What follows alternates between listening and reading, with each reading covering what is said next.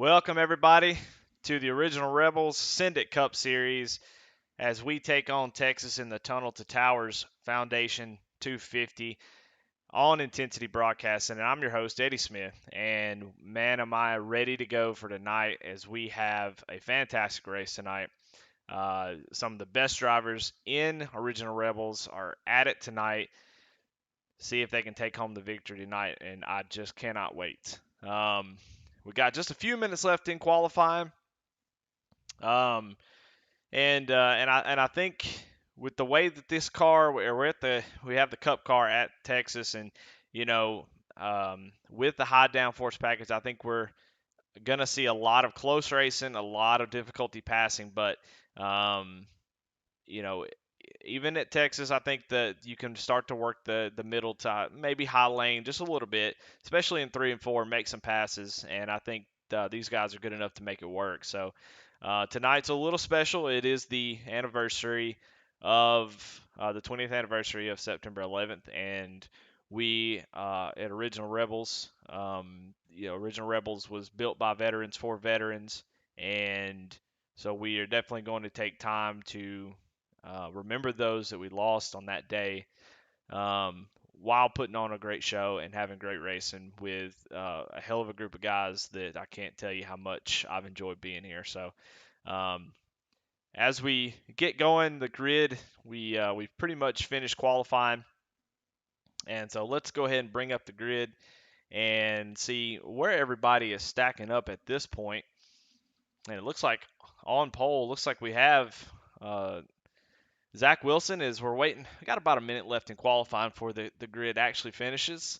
It doesn't look like we have anybody else on track, so it looks like this will be pretty close, and we'll go to an actual grid after this. But looks like so far, looks like Zach Wilson has taken the top spot with a 29.93. So it's really fast, not surprising. Um, I got to tell you, these drivers are in this field a little bit shorter, smaller a field than we normally have. But man, it's stacked from top to bottom with talent. So, really looking forward to this race. I want to see it play out. I'm really excited. I'm so thankful that Intensity let me use their platform.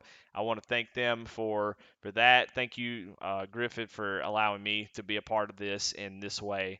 Normally I'd be on the track, but tonight I want to be able to watch. I want to see these guys put on a show, and I think that they will. So a little special tonight. Before that, that anniversary is on lap 11. Really cool deal.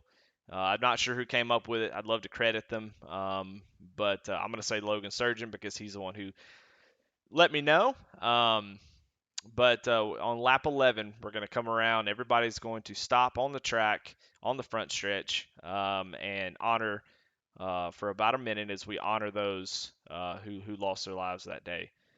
So really awesome idea, really really cool. We also have paint schemes that are uh, patriotic, and so we'll definitely go through those as the race goes on as we're getting ready to grid here.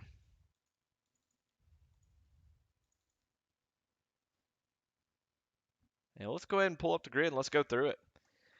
And this is the Magic Mike Motorsports starting grid. On pole, like I said, Zach Wilson, Jonah Colbert on the front row. Second row is Garrett Kinder and Kai Shapper. Brian Fine and Aaron Adcock bring up the third row. Fourth row and seventh and eighth is Jason Warren and Cameron Combs. Joshua Thompson, Tracy Passons. Ninth and 10th. 11th is Steve Loving. 12th is Daniel D. Cunningham. Starting 13th is Logan Sturgeon. Starting 14th, Chuck Feltz. Starting 15th, Justin Hendry. Starting 16th, Brandon Wallace. Starting 17th, Clint Reese. Starting 18th, Josh Lokenvins. Starting 19th, Mark Arthur. He had some connection issues. Looks like he's able to get back in the service, so that's good. Starting 20th, Jason Lottridge. And starting 21st, Brandon Pollock.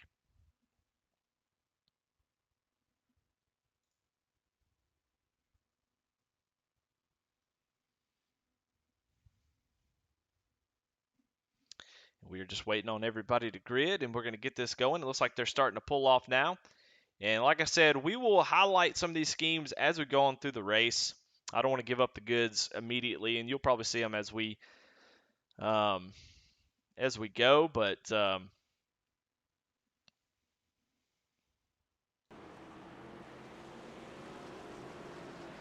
a lot of guys have put a lot of work into these schemes and really just trying to honor those who lost their life. And let's bring up the race info as we look at Texas Motor Speedway. This is the Tunnel to Towers Foundation 250. The weather looks good. Looks like we're going to have a fast racetrack. So it looks like I just can't wait. I'm tired of talking about what I'm excited about. I just want to see it.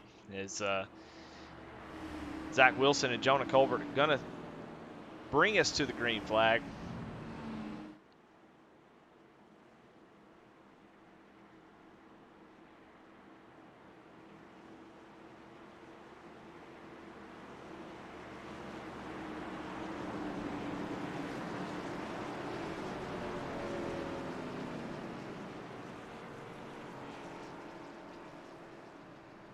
All right, as the pace truck gets ready to dive off on the pit lane, we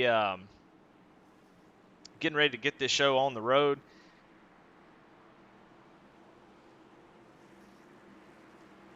Zach Wilson brings them down. The green flag is out.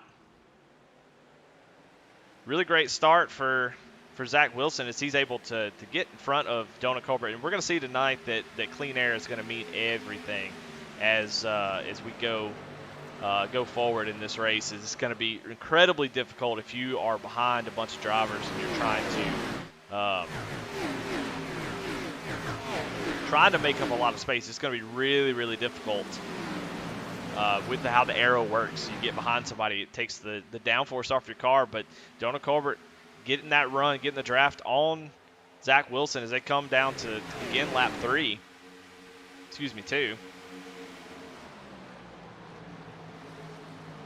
Zach Wilson holding the lead for now. We've got some guys trying the outside. Cash Shopper trying to get up on the outside, seeing if that worked. He may be stuck up there. Really hard to know what his plans or his intentions are. But it doesn't look like the high side is going to be where you want to be at the moment.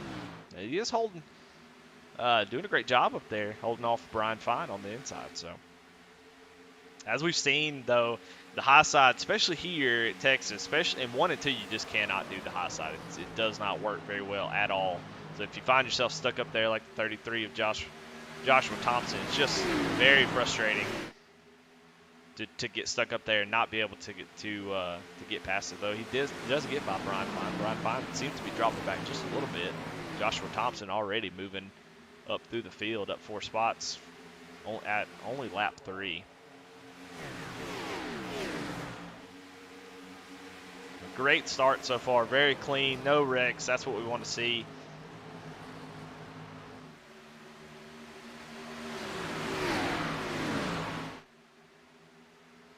Everybody, oh, we have somebody, Jason Lokovitz, having some sort of accident. I'm not sure what happened. Looks like Mark Arthur and Jason got together.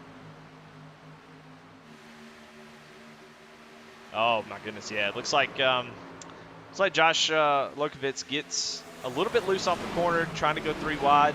Mark Arthur was under him, and Josh just gets loose and hits them both. So tough deal. Mark Arthur, definitely a favorite. Started in the back, but definitely was a favorite to win this race. He's got a little bit of damage. He's going to have to go in there. Hopefully not too bad, and get it fixed back up and get back in this thing. We are under a caution. First caution of the night after lap 5. Want to go ahead and give out the Chuck Leg Pole Award. Mr. Chuck Feltz sponsoring the pole award to Zach Wilson. Congratulations.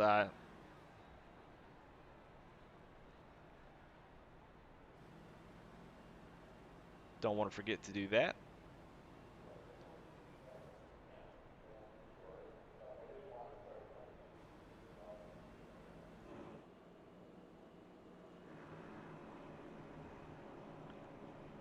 First caution of the night, you see some guys already, of course, Josh Lokenvitz, Mark Arthur are going down pit road, try to get their damage fixed. Cars don't look too bad. Get those hammers out, knock those fenders out, and let's go back racing. I think they'll be fine. Back up front really hasn't changed much. We really need to get some green flag racing to start to see how tire wear. Tire wear is going to be a factor tonight. I talked to some drivers earlier, and looks like about 60 laps on fuel is what we can do. And I think the tires are going to be extremely important. Some tracks you can get away with not pitting, after a few laps, maybe trying to save some tires, or it's just not that important. The tire wear after a full fuel run may be at 80, 85%. But tonight, totally different story. Very abrasive track, very fast track, and these cars are going to eat up these tires. So it's going to mean a whole bunch. I say after about 10 laps or so, if you're not coming down pit road, you're putting yourself at a disadvantage. But so far, everybody's staying out. Not enough green flag laps to really give up that track position. As that'll be the story of at least of the race tonight. Will be how can you manage track position versus coming in and getting fresh tires. So that'll be kind of the play.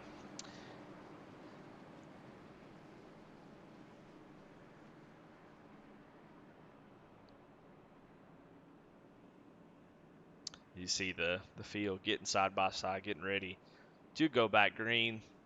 Like I said earlier, we'll have from lap 9 to 11, I will actually go silent, as I will be allowing the broadcast to just show the racing, be silent. Is like I said earlier, tonight is this whole weekend for Rebels is a time of reflection, a time of remembrance, as we remember those who lost their lives on September 11th. So I will go quiet on lap 9, and I'll pick it back up on lap 11 when the cars all come to a stop on the front stretch. But we're not there yet, so getting ready to go green. Zach Wilson got a really good start on the initial restart. Let's see if he can do that again and get out in front of the field where you want to be. After our first caution of the night, we're green again as Zach Wilson jumps out to a really, really good lead. Almost half a second. There's maybe Jonah Colbert was sleeping a little bit, but we have side-by-side action back here as Jonah is definitely not wanting to give up that track position. See, they are side-by-side going down into turn 3. Jonah able to get a run off the high side.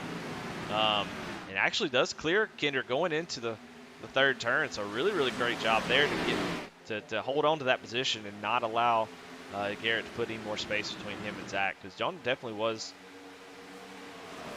catching it. So I'm going to go quiet as we are on lap 9 now, and like I said, just to remember those who fell on 9/11.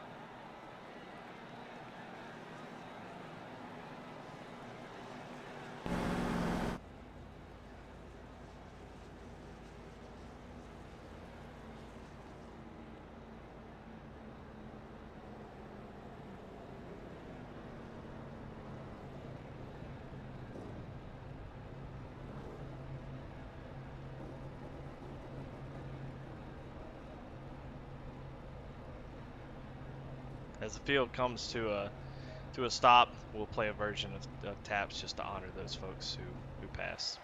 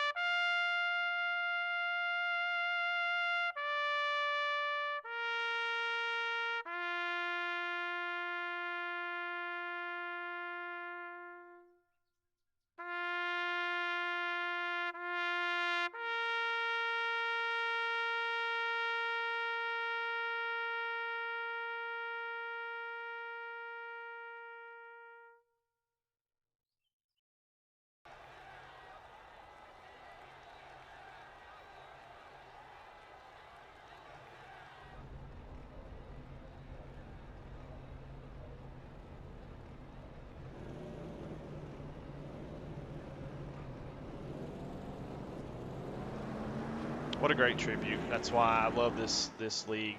They come up with these ideas that are just great. I want to thank the Rebels admin for doing that. I want to thank all the guys who put this league on that means so much to a lot of people and are doing something that it's really important. So definitely want to give them thanks and thank the guys who put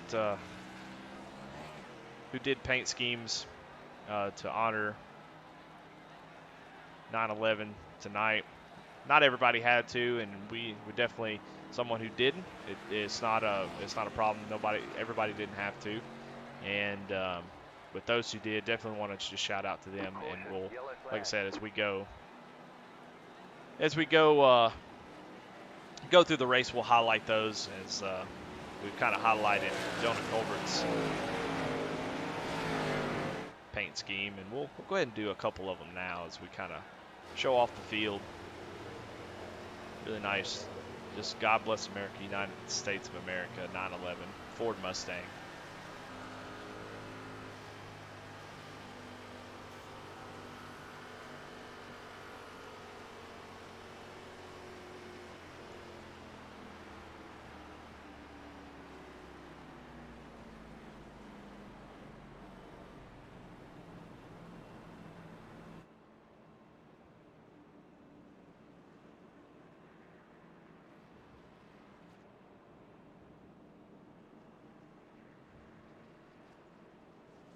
Kyle Shepard showing support for the U.S. Air Force. Joshua Thompson with an American flag, nationwide scheme that looks really good. I like that. And just be clear, there's probably somebody's paint scheme that didn't Trading Paints has been having some issues. So I think there's quite a few that just aren't getting picked up. So if your scheme's not shown, man, I'm so sorry. But I would imagine some Trading Paints has had some sort of issue. But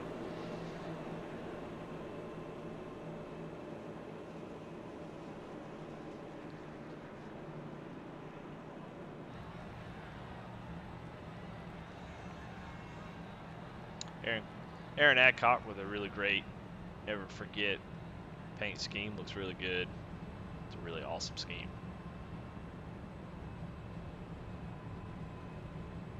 Got a little damage to that front bumper already.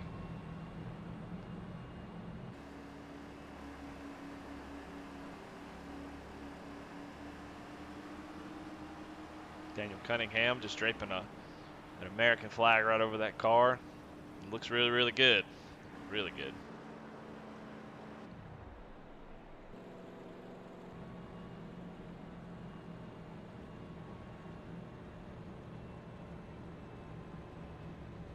Logan Surgeon with another fantastic paint scheme.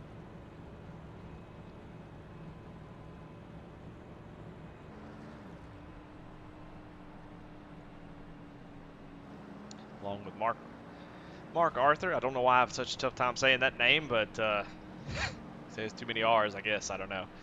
But really, really cool these guys to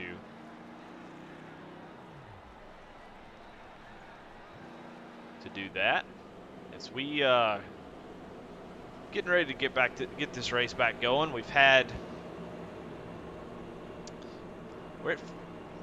going on 14 laps now as we get back into the race, and seeing quite a few movers so far. Joshua Thompson up 4 spots. Steve Loving up 5 spots. Really, really making moves. Jason Warren's dropped a few spots, and we know that Mark Arthur and Josh Lokovitz had their little issues there on that first caution. So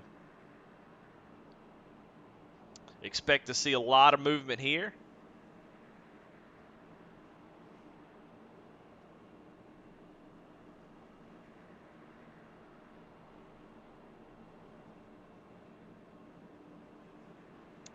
You know, the trick to me, the trick here is if you're in the top 4, you've got to figure out a way to get to the front if possible. Try to get that clean air because it's only going to get harder and harder as the tires wear out. So on these restarts, it is critical that folks like Jonah Colbert, Garrett Kinder, Kai Shepard, they get all they can get to get ahead, because once you get tucked behind somebody, they take away your lane. It can be extremely difficult. So, but pace car is coming off, and we are getting ready to get this second restart going after that amazing tribute by these drivers.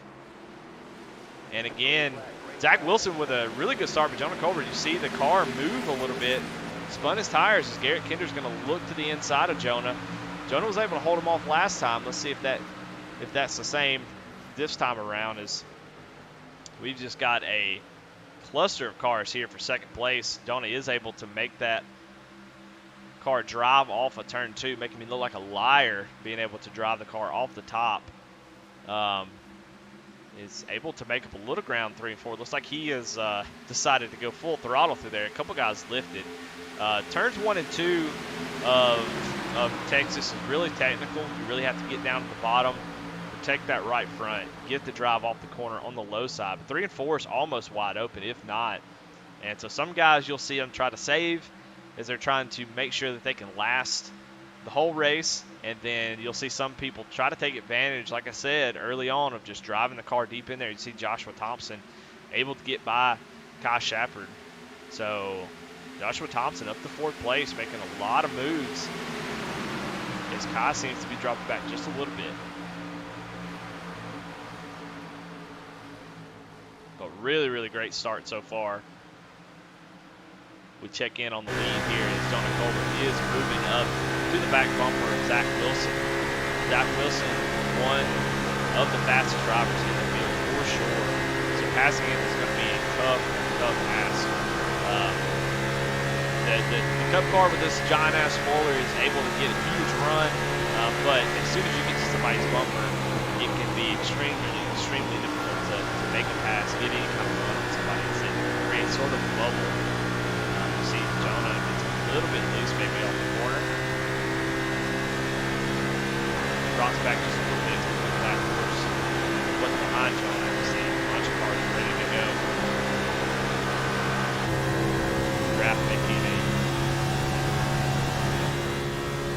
Graf going to make a huge difference.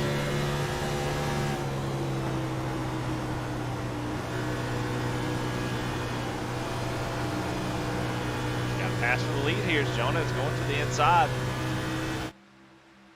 Able to get a nose down there. Going into 3 and 4. He should have the preferred line when being up to speed. Zach fights back just a little bit on the outside. Going to drift up a little bit off the corner, and that's going to seal the deal for Jonah Colbert. So we have a new leader. 31 Ford Mustang of Jonah Colbert taking the lead. Garrett Kinder is going to follow. You'll see that a lot. If you get up out of the groove and somebody gets around you, it's really going to open up the door for other folks that are in that draft to be able to take advantage of that. So Zach Wilson starting to drift back, but as he gets the car wound back up, gets into that draft, he'll get back going and be able to stay with these guys and try to run back down the leader. Let's go through the field. Let's check on a couple drivers. As man, there's great racing everywhere.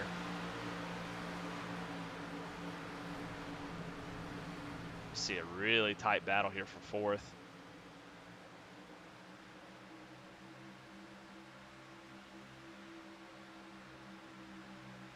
Let's go back here and check on Clint Reese, who is our right now our biggest mover of the races. He's under fire from Jason Warren. Jason Warren trying to get a run on the inside, not able to get there as Reese was able to get that speed off the corner, keep that momentum up. And he is running that middle lane, trying to use that outside lane to his advantage. You see Jason getting up under him, coming off the corner. Is going to be door to door with him. Still not able to clear him. I'll be curious to see if Clint can keep this up for a while. Looks running that high line, trying to make speed up top, get those runs off the corner, which they could be valuable. But Texas just doesn't seem to really work like that, especially in turn 1 and 2. It's so hard on the tire. You see, where Jason does sort of a slide job, trying to get that position with Clint. Looks like he is going to clear him now.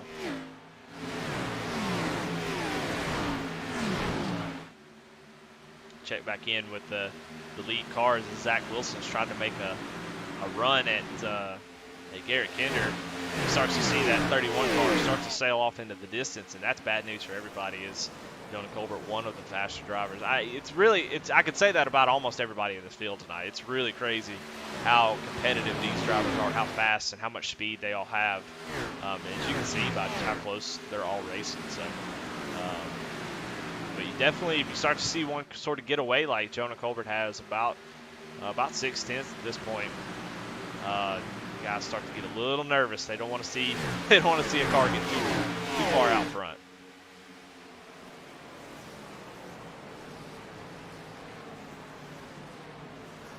Let's check in on Brian Fine, who started in the top 5, but dropped back quite a bit.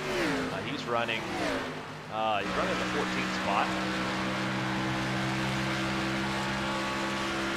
Still a long way to go. Only 25 laps, 167. These cup races are really long. They really test your mettle. Are you able to last the whole time?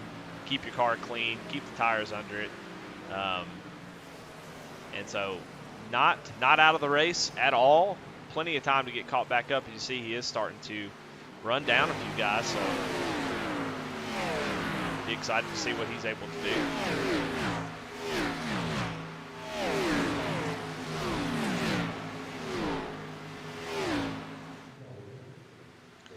It looks like for Mark Arthur, the damage that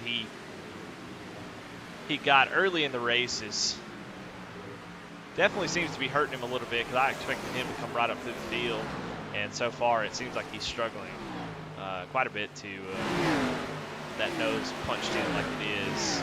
I would imagine the arrow is just not where it needs to be to get through these corners. So. It definitely wasn't an easy hit, soft hit. It was a hard hit. I was hoping maybe they could get some damage fixed and get a little speed back in that car. But hitting square like that, with a lot of things in there, radiator, motor. He may be running low on RPMs. So.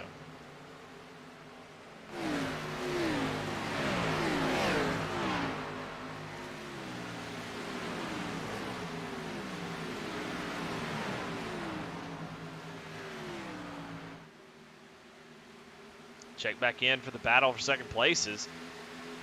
Zach Wilson not able to do anything with Garrett Kinder. Garrett Kinder starting to pull a small but sizable gap.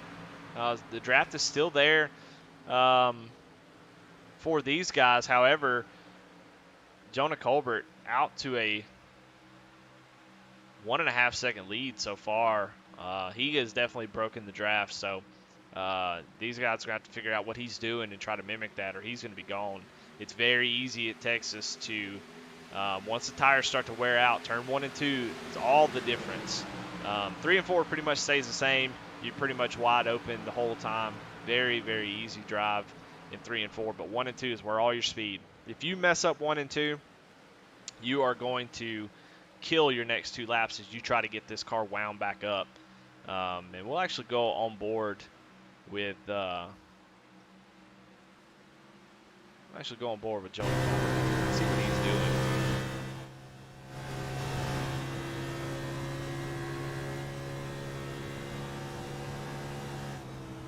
You see him letting off the gas, getting right down to the bottom, waiting. And a lot of people make the mistake of going straight out to the wall at this new Texas layout, but Jonah Colbert, he knows the secret to come out low on that corner, get a straight drive, and that keeps your momentum up, keeps that speed up. That way when you hit turn 3 and you're not lifting as much, you keep that speed and you carry it all the way back around to turn 2.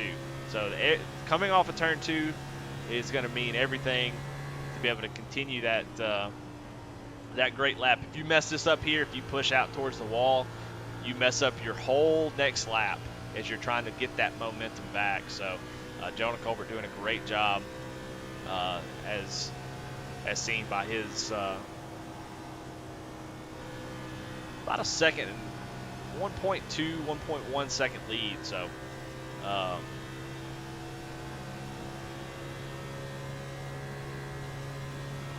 just being smooth.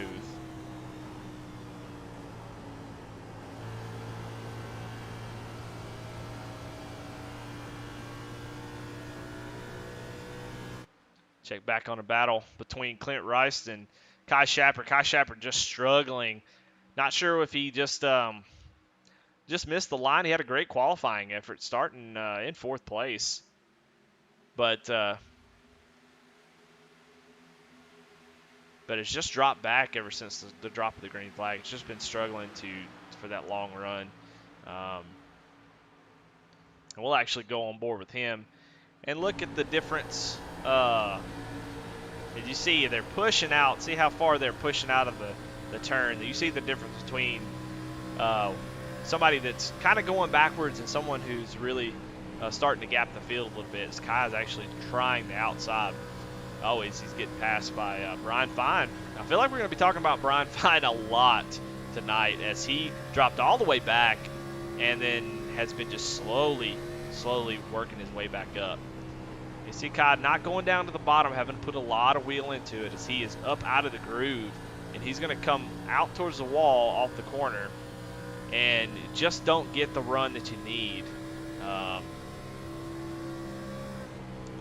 And then in 3 and 4, he's doing, like I said, it's 3 and 4 is very, very easy. You actually want to come out low on 3 and 4 too. See, I had to put a little bit too much wheel coming off the corner, and that all that does is scrub off speed. You start to see Brian Fine start to head off into the distance. So definitely seeing some right fronts already struggling as we move back up to this battle that's been sort of these 4 have been nose to tail this whole time. As Garrett Kinder, Zach Wilson, Cameron Combs, and Tracy Passons. We haven't really talked about him, but he is an incredibly fast driver. He actually won a couple weeks ago in the Truck Series, so definitely no stranger to winning races. He's looking up under Cameron Combs now, trying to make a move for 4th place. Not quite able to make it just yet, but he's going to get back into line. And you kind of see, if you try to make a move, it really hurts the speed of your car, and you lose that momentum. And it takes a while to get it back. You see, Tracy was right there with Cameron Combs, but after that attempt, he kind of drops back a little bit. So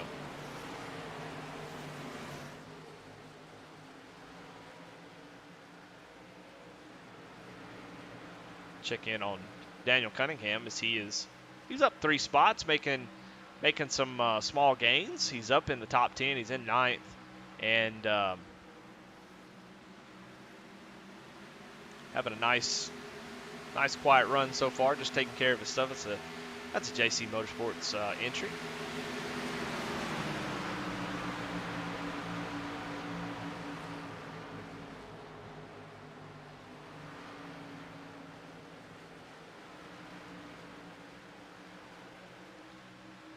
we're having a long green flag run as we're starting to get to lap 40 as we're coming to it now, and this is why I was so excited to broadcast this series. It's just because of how amazing these drivers are that run this series. They're so fast, they're so strong, they're so clean. They know how to race, they know how to manage a race, and we're starting to see it.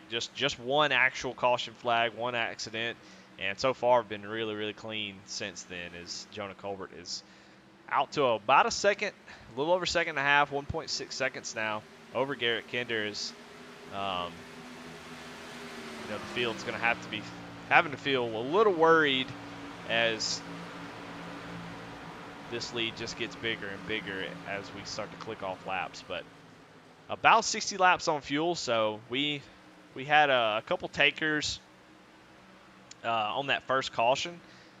But I would expect to see folks start to hit pit road in probably about 15 to 20 laps from here, as some guys are going to have to make some choices to short pit, especially these top five, to try to make up some ground on Jonah.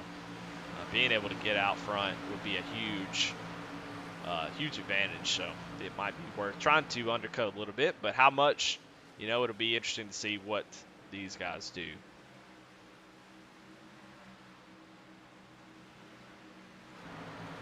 Checking on Justin Hendry as he's going by Brandon Pollock. Looks like the front of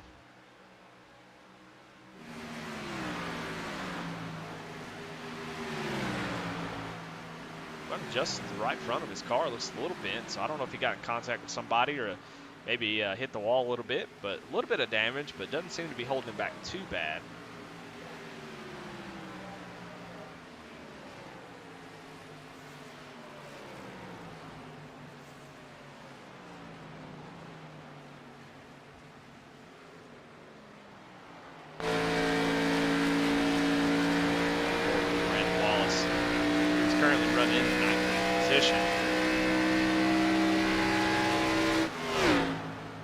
Looks like he's got a little bit of damage on the ass end a little bit, maybe a little bit on the front end. So I think he had some contact as well. He's running a Never Forget 911 paint scheme that looks really nice.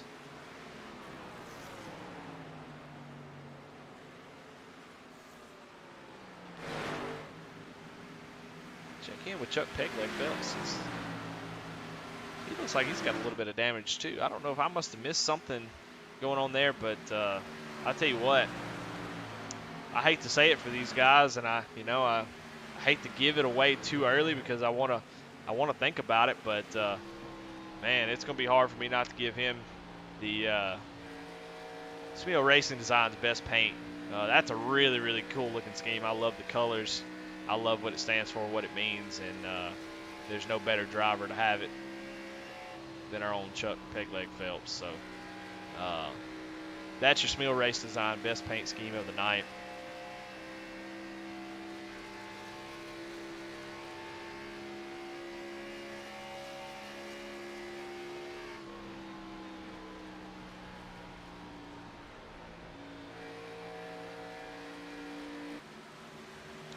Check back in with the leader, see if he's awake, see if he's probably looking, going, where's everybody? As he still has a 1.3, 1.4 second lead. So Kinder has gained a little bit.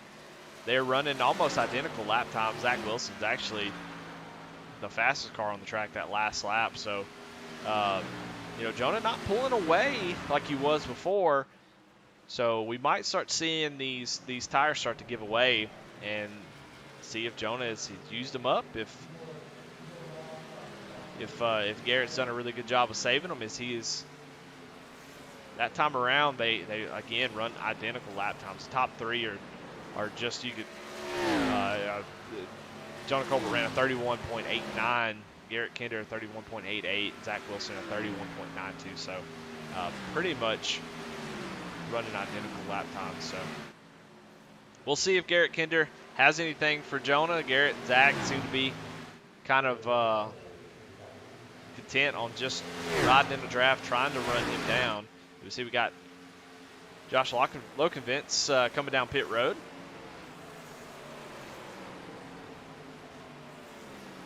A little bit of damage from a previous incident. He's going to come in and get his service, try to maybe get a few more repairs, get new tires, go back out there and try to make up some ground.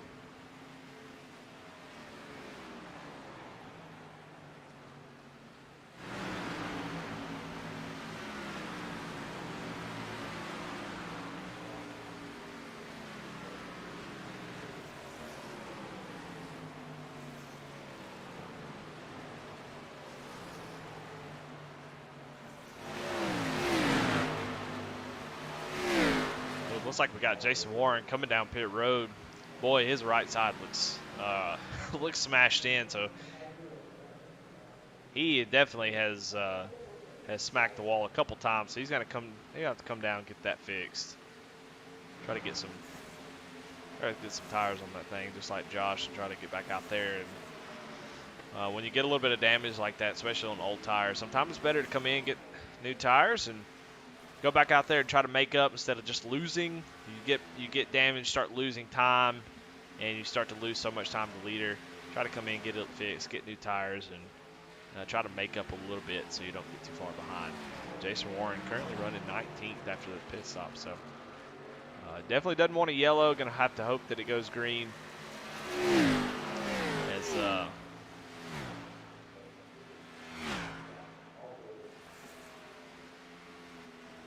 got quite a few drivers coming down pit road.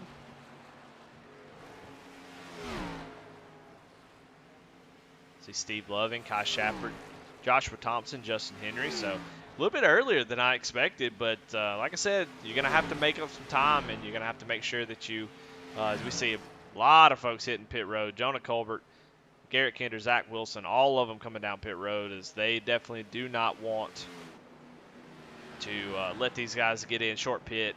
So leaders making the right decision to come on down, get their service, and get back out there. And let's see who comes out, who makes the right call. As right now, Tracy Passon's our leader. Takes over as these guys come into pit road. I would expect him to be making his pit stop right now, and he does. And then give the lead over to Brian Fine, who, like I said, I'm expecting to see him. He dropped back at the beginning of the race, but was making a lot of moves. So he is yet to make his pit stop, but man, a great race so far.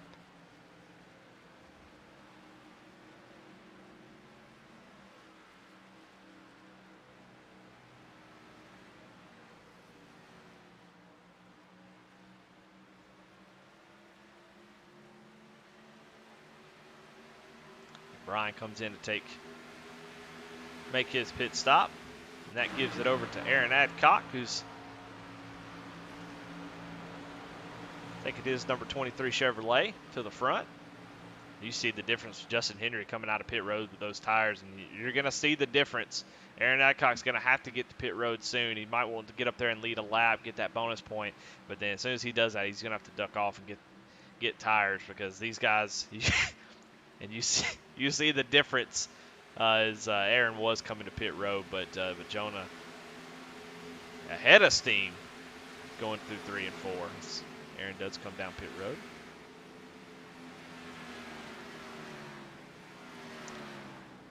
All but 2 drivers have now come into pit road. We're still waiting on Logan Sturgeon and Brandon Pollock, as they have yet to make their pit stop, and Mark Arthur as well, who's our leader.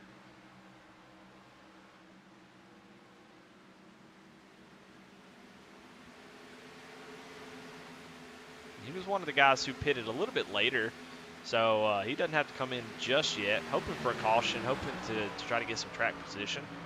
But I tell you what, these guys on new tires are just laying down some fast laps. Jonah Colbert just set the best lap of the race,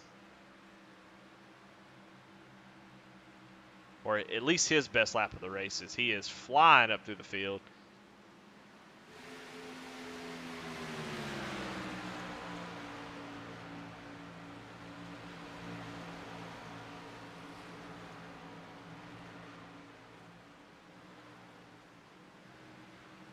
looking at this running order, it looks like Jonah Colbert will cycle around as Mark Arthur is coming down pit road.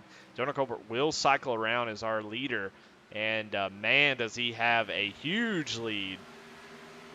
As we'll show the tower here, as you're able to see Jonah Colbert there as they go by Mark Arthur on pit road. You'll see about almost a 3-second gap between Jonah Colbert and Zach Wilson. So he made up a ton of time. They came in pit road together, and they weren't that far apart. I think around about 1.5 seconds. And Jonah was able to get on and off pit road, and now has a 3-second gap. So Garrett and Zach just didn't either get on pit road well enough, or just had a bad stop. It's really hard to say without being in their cockpit, but definitely had some sort of trouble.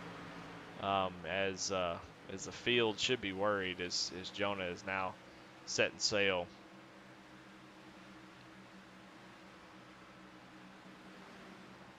But our leader, Logan Sturgeon, in that really, really nice paint scheme. Whoever did that did a hell of a job. I really like that scheme. All-American Heroes.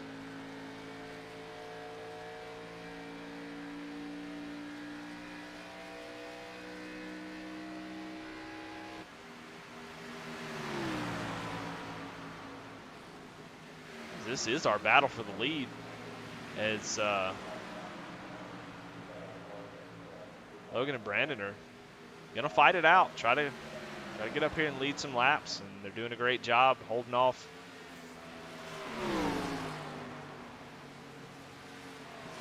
Trying to take their time before pitting, as Brandon's gonna go to the inside. Try to take the lead away from Logan. He doesn't. But as I was saying that, I can see that 31 car is coming in the distance, and so it won't be too much longer. These guys better come on down pit road. He's coming.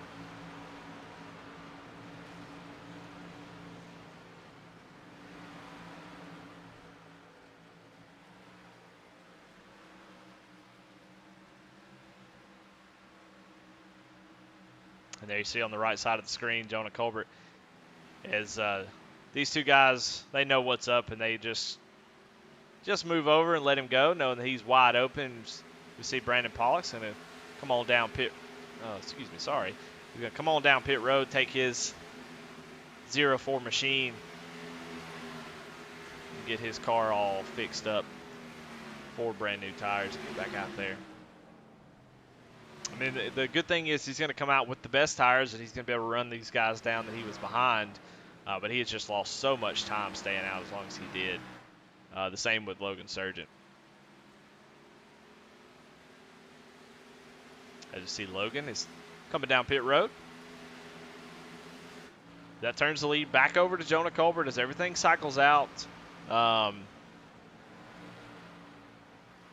too much movement as far as the field go, as far as field after pit stops, but just crazy to see how much time Jonah was able to put on Zach Wilson and Garrett Kinder. Is the gap now is 3.8 seconds as Jonah really starting to gap the field.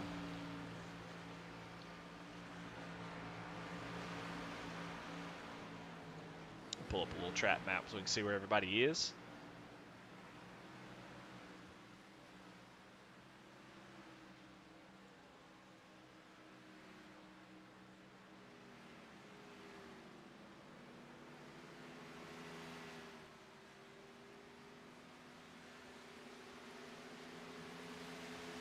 Jonah Colbert comes down, and we're on lap 66 of 167 of the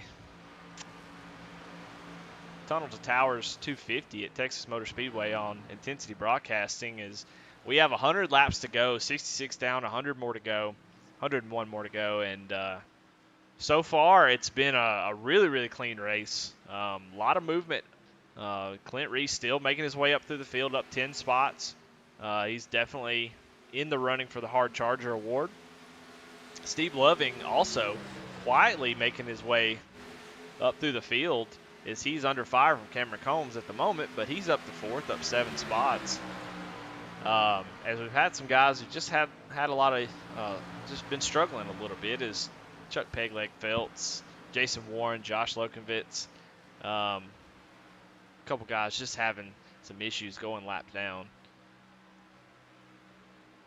As we watch this battle for 4th, as Cameron Combs trying to work that outside, going to try to get a run off on Steve. Going to get to the outside. Steve not going to fight that much. Let Cameron go. That puts Cameron Combs up to 4th place. Steve Loving back to 5th.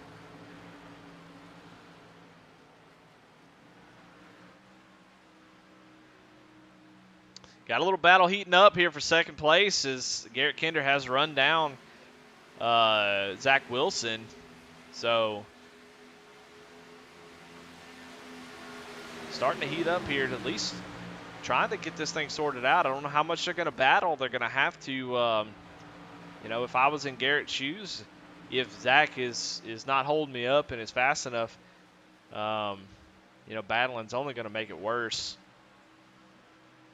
To try to run down that 31 machine.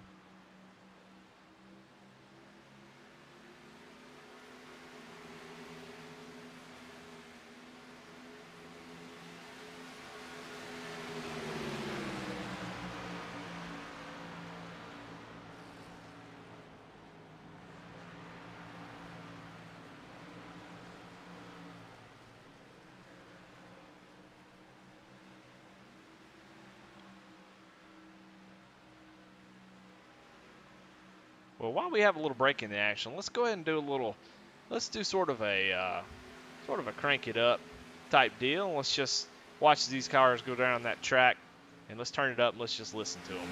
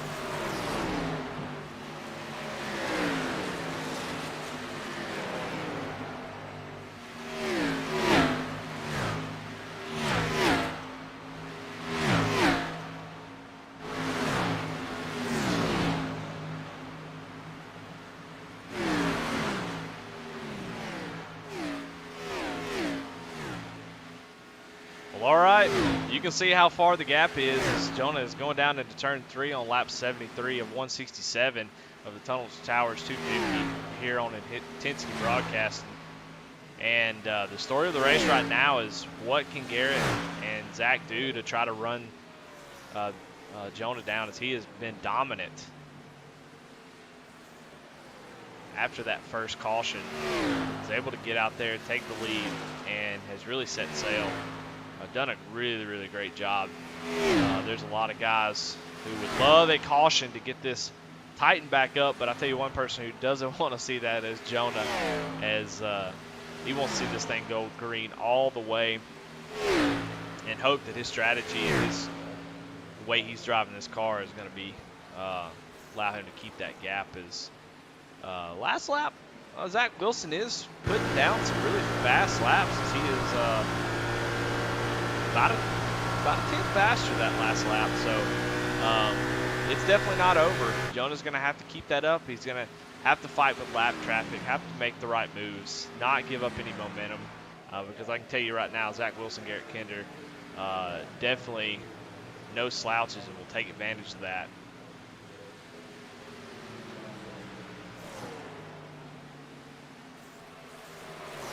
Time around, Garrett Kinder, the fastest man on the track. So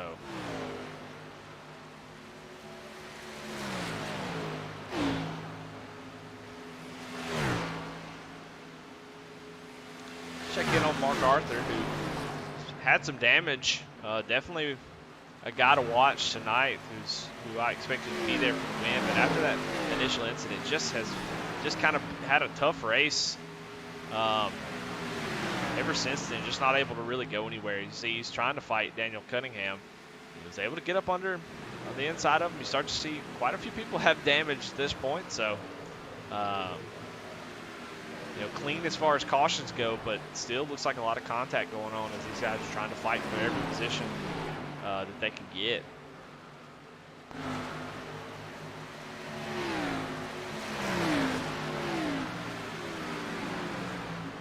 A really good battle here. Aaron Adcock and Mark Arthur fighting for 10th place. Aaron follows him right through past Daniel Cunningham, who seems to be falling off just a little bit. He had moved up through the field 2 or 3 spots and has dropped back to where he started in 12th. So don't know if that damage is hurting him or not. We've got somebody on pit road. Looks like Josh Thompson.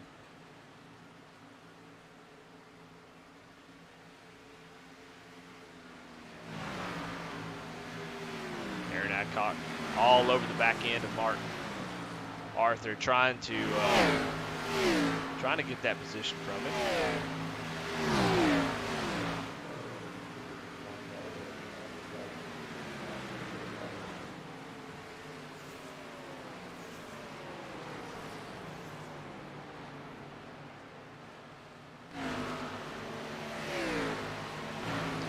Check in on Brian Fine. Like I said, I've got my eyes on. He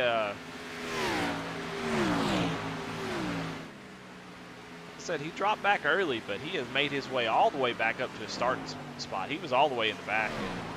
I think he had to make a couple pit stops. I think maybe he took advantage of the first caution that came down and pitted. Maybe that's why he got so far back. But he has slowly but surely worked his way up towards the front, and he is currently working on Cameron Combs. And just drives in there and takes it. Not a whole lot of fight. There is Brian, obviously just the better car at this point in this run. We've gotten almost about 30 laps on this set of tires, so we're starting to see those who have done a great job of saving starting to rise to the top.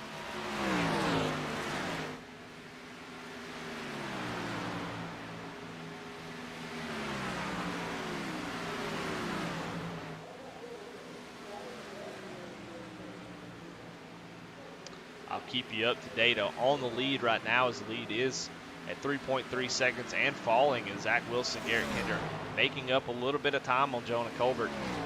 But we're going to keep watching some of these battles that we got going on through the field, as they deserve just as much camera time as we check in on Clint Reese, who is tied for Mark Arthur as our biggest mover of the race. Dropped back just a 1 spot or 2, but seems to be getting to the back bumper of Steve Loving. Try to put a little pressure on him for 7th.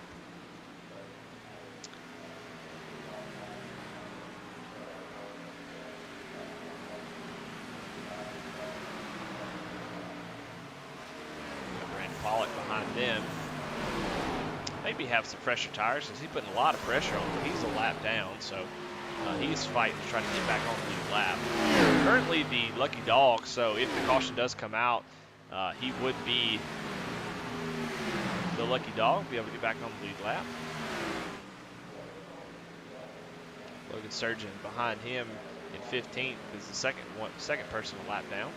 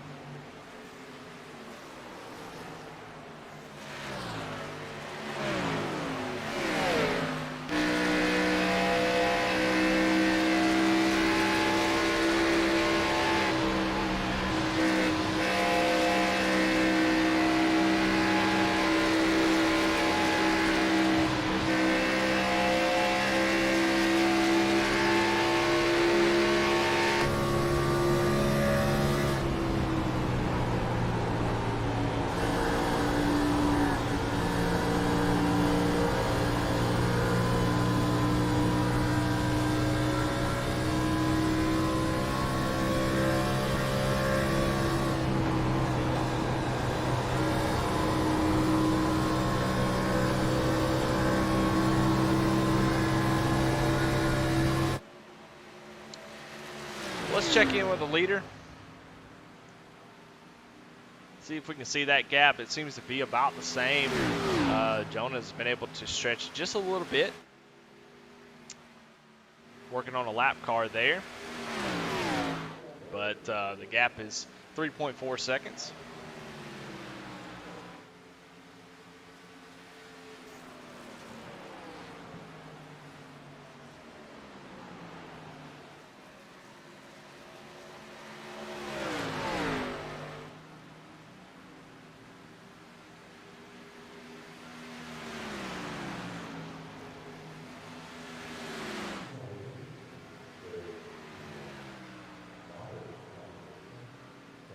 Here's our battle for second, as Garrett Kinder is been able to catch up to the back bumper of Zach Wilson. And it's starting to look a little bit tough. I don't know if Zach Wilson has starting to fade a little bit or what, as the gap to Jonah is starting to gain rapidly as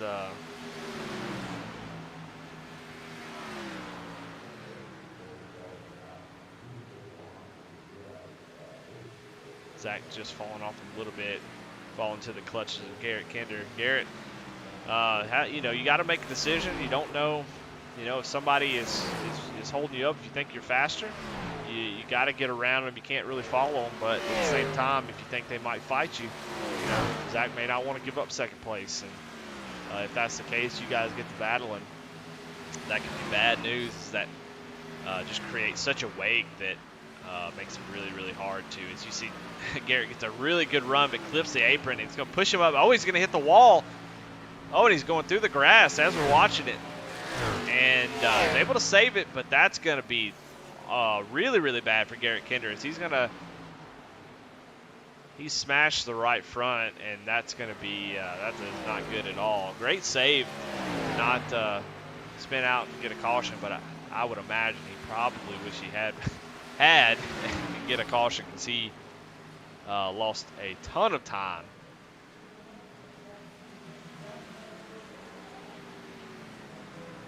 We'll go back and look at it. Try to see what you see. Just kind of bumps off that apron in 3 and 4 and just goes up and clips the wall. Does a great job of saving it, but definitely not what he needed at this point in time in the race.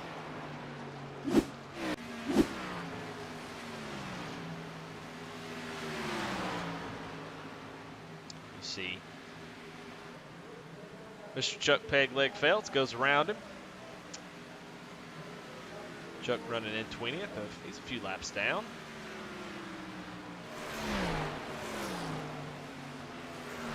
Marshall Designs best paint of the field award winner.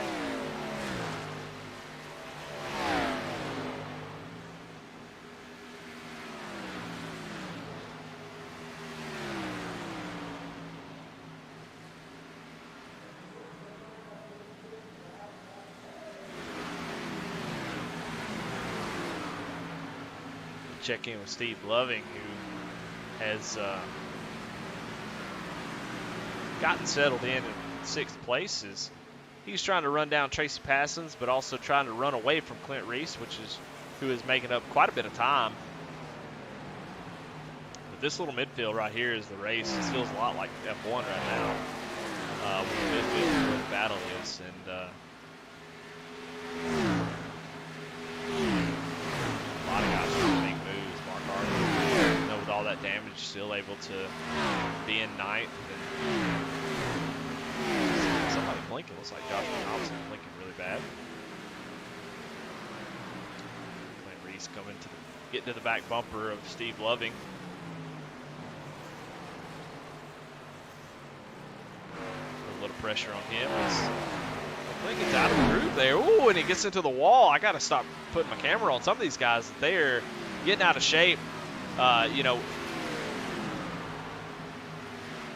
Interesting how that works. As Clint was able to get to the back bumper of Steve Loving, you kind of see that he just lost all his downforces. Gets right up, tucked up under that spoiler, and just lost the front of his car and just shot up the track. And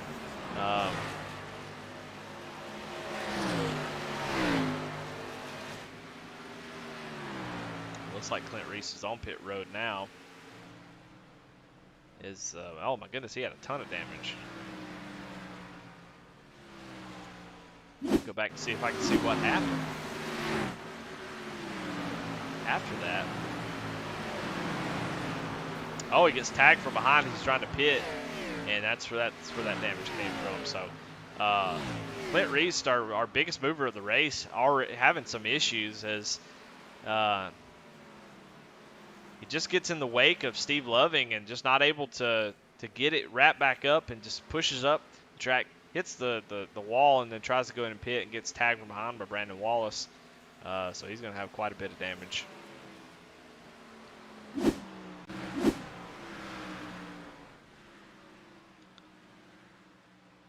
But Jonah Colbert's still our leader, still showing the way, putting on a dominant performance. He is just cruising at this point as Zach Wilson has already dropped back 4 seconds. Garrett Kinder 7 seconds back. Jonah Colbert showing some muscle tonight. As as far as strong fields go, this one is it, and he is taking advantage of some misfortune of some guys I expected to be up front. But this whole field's full of aliens, so it if you're winning by 4 seconds in this field, you're putting on a show, and he definitely is. Go back here and check on Aaron Adcock and Mark Arthur as they fight for 8th place. Aaron Adcock been following him for a while as they are coming up on the back end of some lap cars. Brandon Wallace and Brandon Pollock are both a lap down, so they're trying to work their way around them. Right in front of those two cars, though, is Cameron Combs, and these guys are battling him for position, so they definitely want to try to get by these cars, get up there, and get that position from Cameron.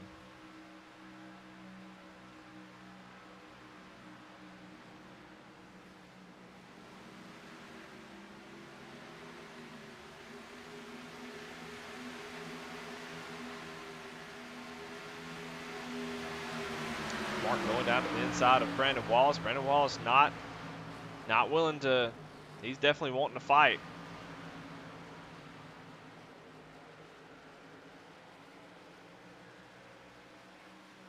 As the guy he's racing is right in front of him, so don't want to see him get away.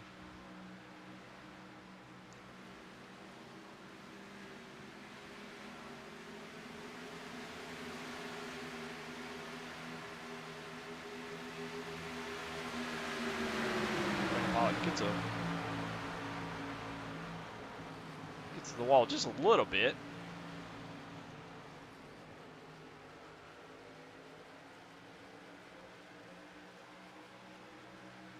As now Mark starts to try to get a little pressure on Cameron Combs. You see, you got Garrett Kinder coming down pit road, deciding that now's the time for him to come on, get his tires, get that little bit of damage fixed that he has. Hopefully it's not too bad. If it's not enough, go ahead and get that fixed, because this does not look like a caution race. It looks like it's going to go green flag most of the way, so hoping for a caution. Doesn't seem like it's going to be something that we can do. As Zach Wilson's also making his way down pit road, so we're getting busy down on pit road as guys are going to try to make a little time up on Jonah Colbert, try to figure out something. What is Jonah going to do? Is he going to take come in and go ahead and get his stop taken care of? He's going to stay out on track a little bit. I would imagine he's going to come on down pit road, especially since the second, third place, and he doesn't. He comes on around, so with a 60 lap fuel run, pitting this early may be a bad thing to do if you can make it 60 laps on fuel. Let me look, see.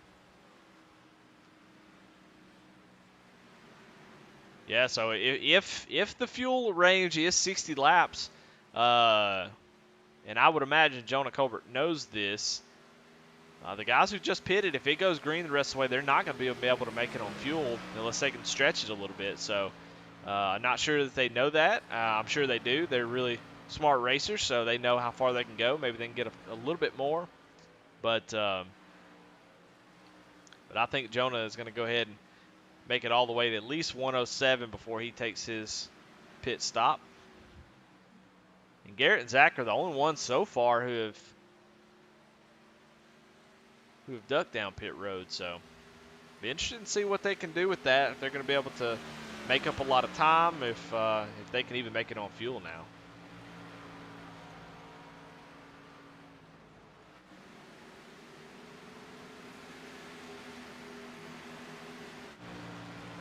Let's go on board with Zach as we see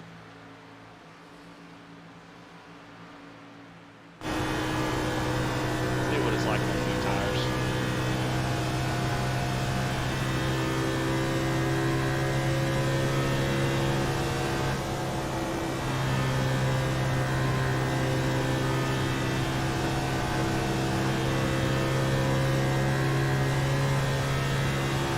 As we were doing that, we've got quite a few people on pit road. Brian Fine, Tracy Passon, Steve Loving, Mark Arthur electing to come down and take their stops, as we should be good to go for the rest of the race for the guys who are pitting right now for sure.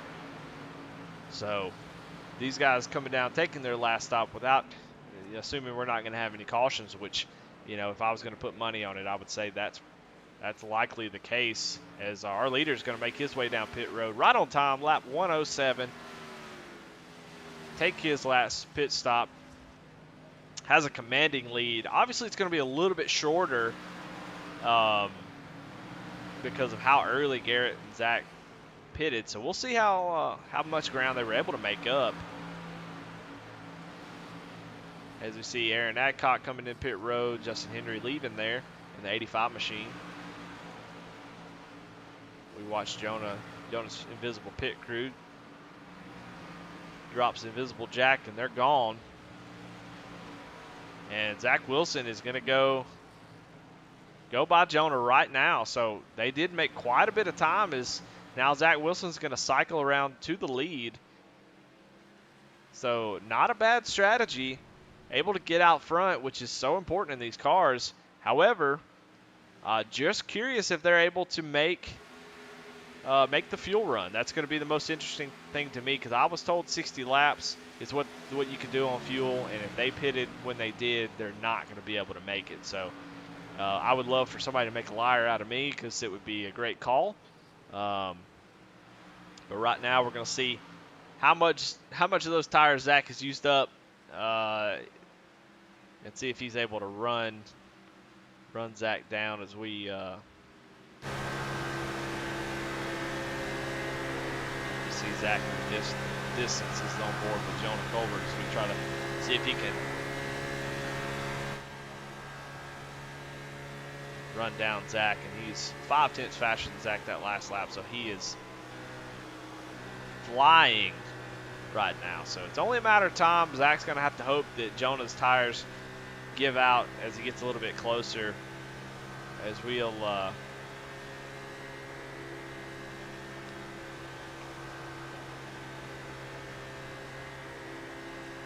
check the relative right here. Got a couple guys pitting, throwing that off a little bit. That time around, Jonah Colbert another 5/10 faster. So it's just a matter of time for Zach, because Zach's starting to run into some lap traffic. So he's going to lose just a little bit more time, but that's okay. It was still a really good strategy, and Jonah hadn't passed him yet. So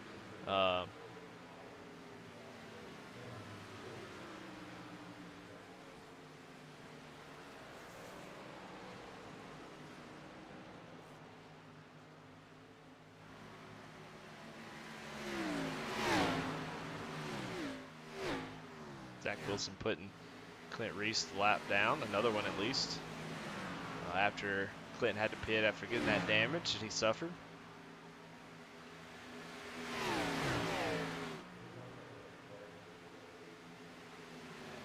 Zach's driving his heart out, but it's just a matter of time with the difference in tires, and he is having to navigate around lap traffic as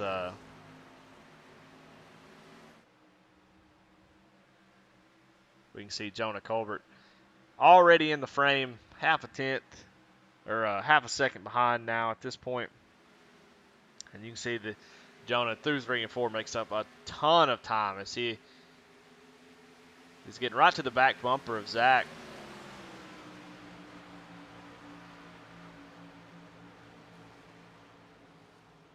Zach pulls down in front of him, trying to take the air off of him, but it's just not going to matter with how important new tires are. Jonah gets into his inside, and in 3 and 4, he'll still have the tires to go full throttle, and he will clear Zach Wilson. So, really good effort by Zach to try to get the lead, get some clean air, maybe catch a caution, and be out front. That would have been really important, but just didn't work out.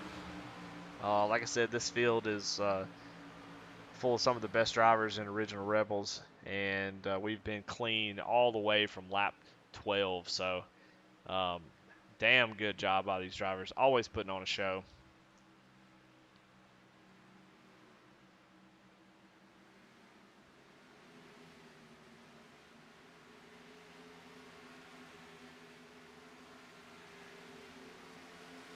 Let's check in on Garrett Kinder, who been running top 3 all race, but is currently running 8th. As it seems like he probably went in and fixed a little bit of his damage.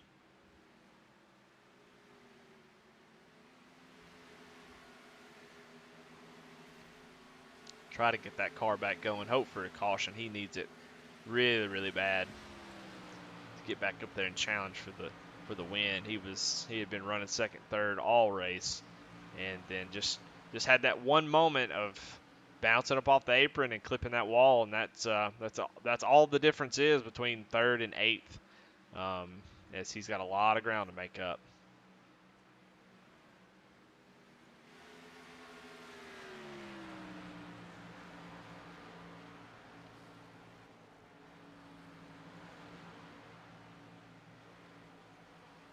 Checking in on Brian Fine. That's kind of my man to watch after that first little bit, as he's just quietly back up into the top 5. He's been there for a while now, but just ready to strike. He really needs a caution.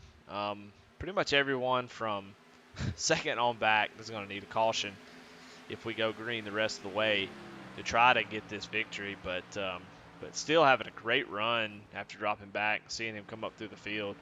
Another driver that's really having a good recovery is Mark Arthur, who got in an early incident but is up 13 spots from where he started, which was in the back. He looks like he missed qualifying and about to be under fire from Tracy Passons, but really doing a great job of fighting, trying to get back in that top 5.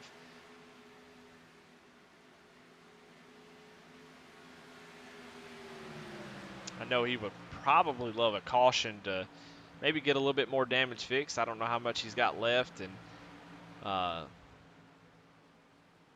to get in this race as we go check out the battle for 3rd is Brian Fine.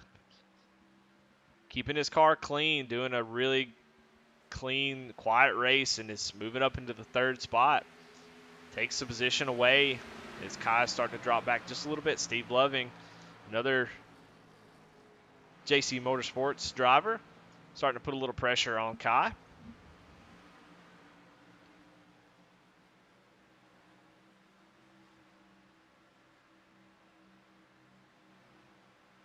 Looks down to the inside. Kai just going to move out of the way and just let him have it. So move Steve Loving up to 4th place.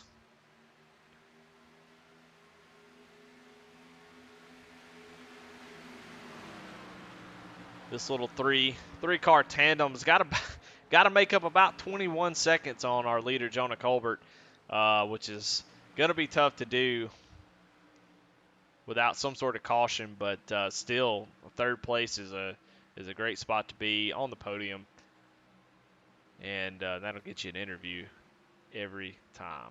Go check in on our leader, see what he's up to. He is, man, he is putting on a clinic, running up on the end of the field now as he's starting to run down the back of this field. Joshua Thompson already a few laps down, but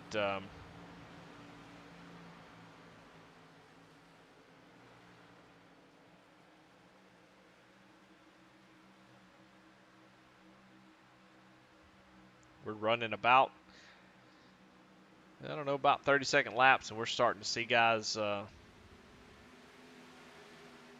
the 29-second mark. This whole little gaggle of cars in front of Jonah.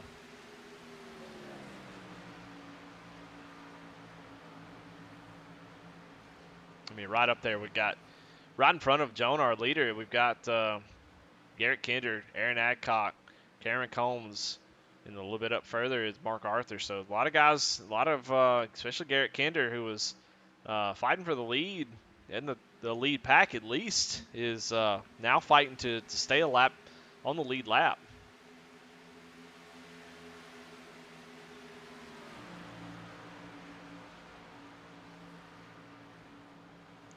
Got a battle for 8th here as Cameron Combs goes around Aaron Adcock.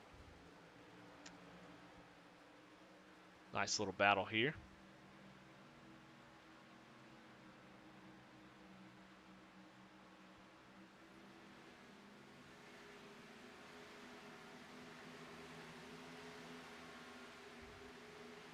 Aaron Adcock all over the back bumper of Cameron Combs. I don't know who passed who, but Aaron is not going to go away.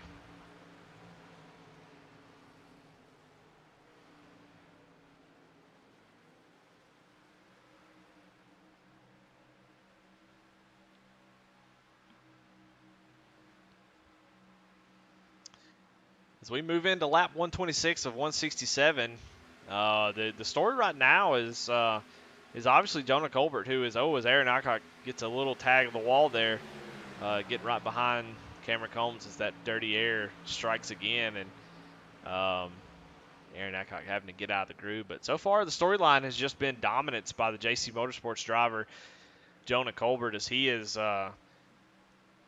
he's a good 20 seconds up on 3rd place. He's starting to get close to lapping the top 10.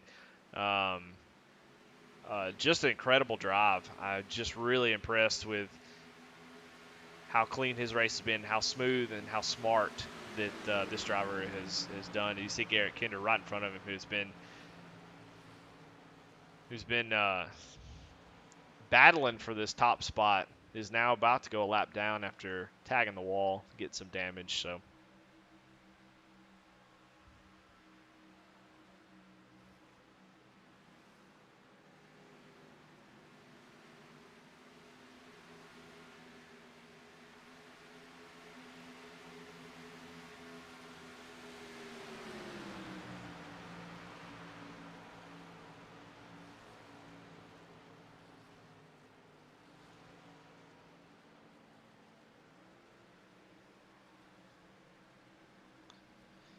I know Garrett Kinder and these guys, Aaron Adcock, Cameron Combs, are really begging for a caution right now.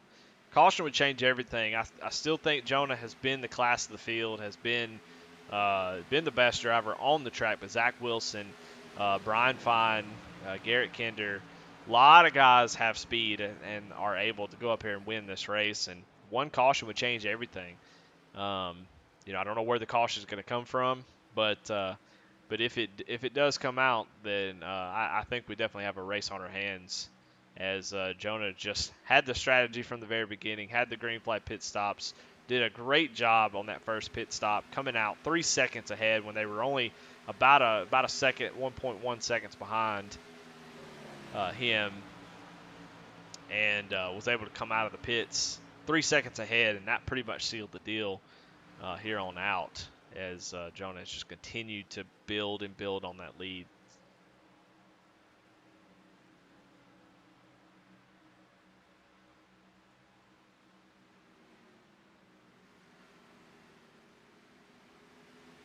While we have a little bit of lull, about a little bit over 35 laps to go, we'll go through the field a little bit and just talk about some guys and see what they got going on, and just talk about their race a little bit. Got our 2nd place Zach Wilson, who has had a really good race tonight. I think maybe that first green flag pit stop was the biggest issue he had, losing that time to Jonah. But outside of that, it's been a really solid race. Tried a little pit strategy to get out front and get that clean air, but Jonah's tires were just too much to handle and keep back there, as Jonah was able to get by him with just as big a lead as he had. It was really tough. We've already talked about Brian Fine a little bit. He has been kind of my one to watch, as he's moved back up in third place, up 2 spots where he started. I think if we can get a caution and get these guys racked back up, I think I'm going to be watching for him to see what he can do, because he's definitely put up a good qualifying time and has been a really fast driver. Steve Loving,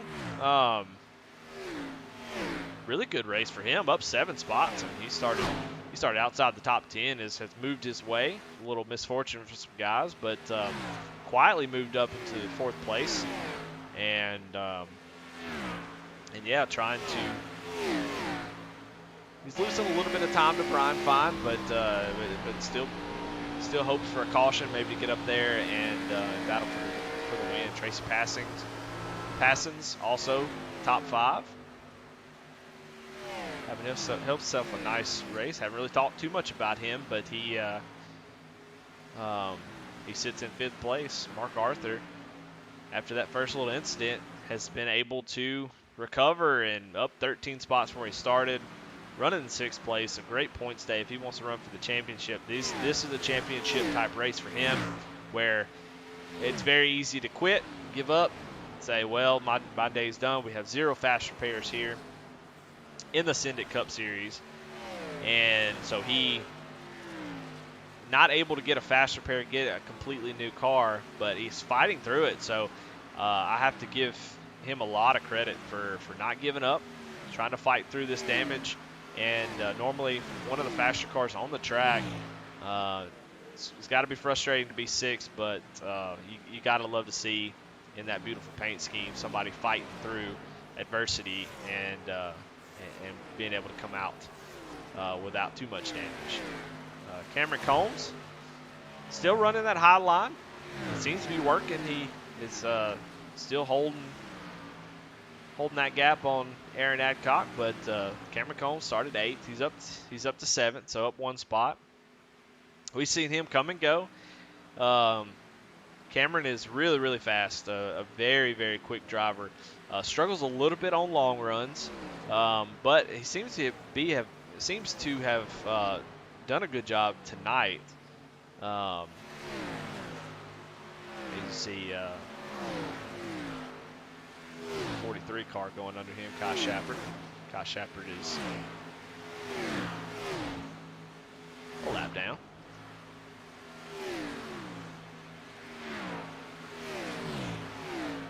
Move on to my Mississippi brother. I think Tracy Passage is too, but Aaron Adcock having a pretty good race. He's in top 10, running 8th. Had a little tag of the wall, and I think he had a little incident early on, got in the back of somebody. Not really sure about that, but I did see him tag the wall, but only down 2 spots, so nice little top 10 for him.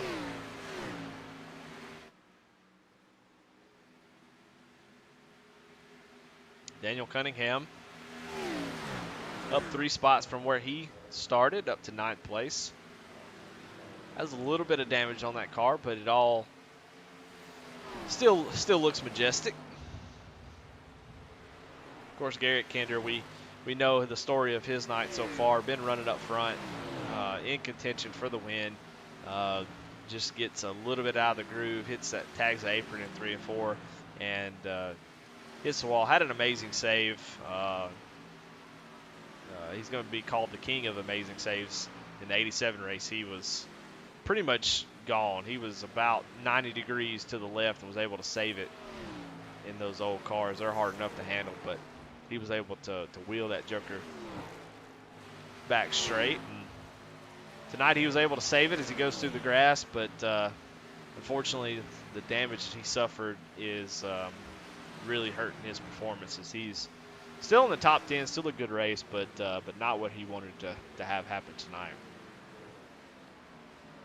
Back in 11th is Kai Shepard. I think he's already come in and got some tires, but started up towards the front, but just seemed to fall back after a few laps. Just having a tough time managing the tires as his guys were able to get around him, and just hasn't been able to recover and get back up through that field. We see Justin Hendry, who was running 12th, is now on pit road. Clint Reese has had a really up and down night. He was one of the bigger movers at the beginning of the race, and man, looked like he was poised to get up into the top 5. Had a little incident and tagged the wall, and then as he was trying to go into pit road to get that damage fixed, get some new tires, he gets tagged from behind from Brandon Wallace, and since then it's just been tough for him to make up any ground. Speaking of Brandon Wallace, he's moved himself up to 14th. He was running 20th the last time, or 19th the last time we talked about him, and has done a really great job of taking advantage of some issues other guys are having, and like he had tagged the wall a little bit as well. I was told from a driver before the race that it's just really, really tight as the tires wear on. So what happens is you get down in the corner and you get back on the gas, and you just pray that you have enough grip to come off the corner before it pushes off. Because the way that these cars, the aero dependency of these cars, once you get in there and you try to lift, the car will push even worse. You're not able to lift. You have to actually get on the brake to save that car. And a lot of times, by the time you're getting on the brake, it's already too late. So, see a lot of right fronts that are pushed in.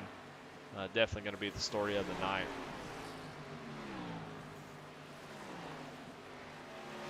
Jason Lottridge, and I apologize, Jason. I somehow missed your paint scheme. But man, what a great looking paint scheme for tonight's race. You can see his right front's a little bit banged up as well, but having a nice run in 15th. Started pretty much in the back in 20th, so he has moved up 5 spots. So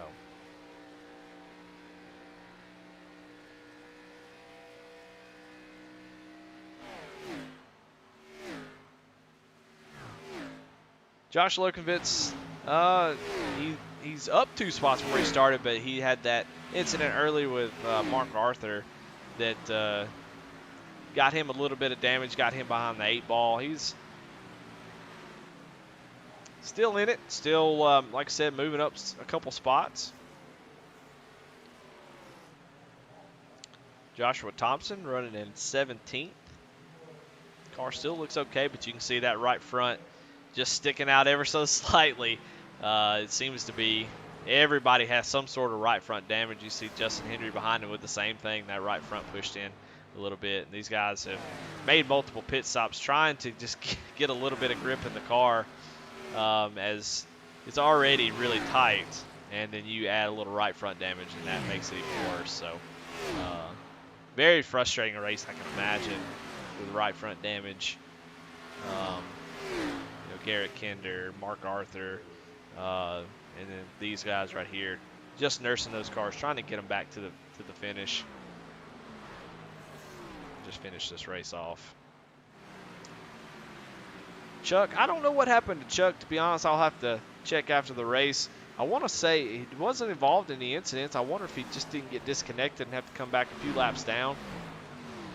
But still having a great run. You can always count on Chuck not to give up, not to just, a lot of folks get a couple laps down at the very beginning of the race. They're going to give up. Not Chuck. He ain't going to do it. He's going to fight to the very end, and I expect that out of him every week. So, probably one of the more popular guys in the league. Great guy, great person. Always giving guys a pre-race speech and telling them how much he appreciates them. A lot of people probably just, hear it and just kind of forget that how important he is to this series. And so every week I hear him give those speeches, and just not a better guy. Brandon Pollock, You can see that right front pushed in a little bit. Story of the night for sure. As he's got the same right front issue, and he's trying to run that high line. He is just not having a good night. Logan Sturgeon is looks like he's off the track along with Jason Warren. So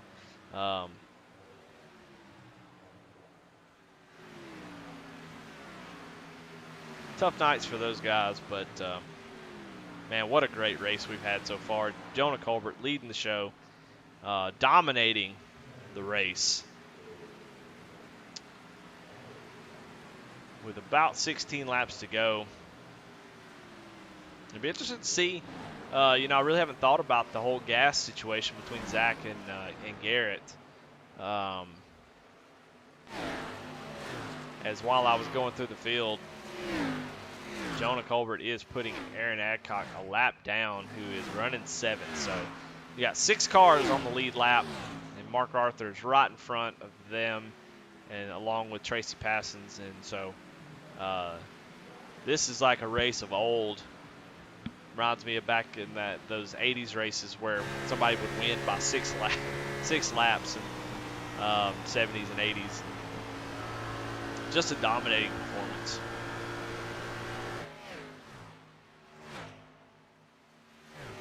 I've known Jonah Colbert for a long, long time. He's been iRacing for about a year. Just to give a little backstory about him, for those who don't know, been iRacing for about a year. Started out, he was really green. He's no stranger to sim racing. He raced, me and him raced NASCAR heat together back in the day in middle school. We had a group of guys that it's called Scars that we race with now that were from back in that era. That was early 2000s. And he was really good back then. Joined iRacing about a year ago. Got himself a rig, built him one out of wood. Got himself a nice wheel, built him a cockpit. And I can tell you personally how much improvement Jonah has made. And you can see tonight with this field of drivers how strong this field. I mean, just look through Zach Wilson, Mark Arthur, Jason Warren, Clint Reese, Garrett Kinder, Aaron Adcock, Steve Loving, Brian Fine, who we're starting to see has a lot of speed. This is a stacked field for Original Rebels, and he is just he is just demolishing the competition. So he has made so much strides, and he is definitely looking like he's going to be the car to beat from here on out.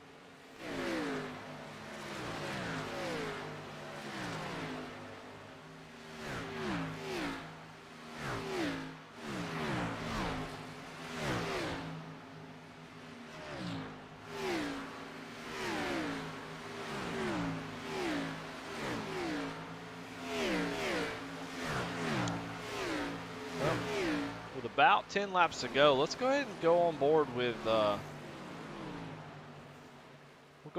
with Zach Wilson. See if he's lifting, how much he's lifting. See if. Oh yeah, right on cue. You can hear him. He's clutching. Definitely can tell he's got some sort of fuel issue.